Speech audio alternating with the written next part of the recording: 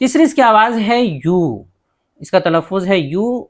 कई सूरतें हैं जब यू के बाद एक कॉन्सोनेंट लेटर छोड़ करके ई आए, या फिर हम यू कह सकते हैं कि लास्ट में ई आए, लास्ट में ई आए, यानी यू कहीं भी आए लास्ट में ई आए तो इसकी आवाज़ यू हो जाती है। या फिर शुरू में यू के फ़ौरन बाद एक कॉन्सोनेंट और एक ही वोवेल लेटर हो तो भी जो है इसकी आवाज़ जो है यू होगी, या जिसमें डबल यू हो, ऐसे 3 ही लेटर हैं। इन तमाम सूरतों में यू की आवाज़ यू होती है। सबकी मिसाल देखिए, जैसे यूज़, यू है लास्ट में ई है तो use, use. Salute, salute, you है लास्ट में ई है। ट्यूब, ट्यूब, इसी से है यूट्यूब, तो ट्यूब में भी देखिए यू है और लास्ट में ई है। Tube, tube.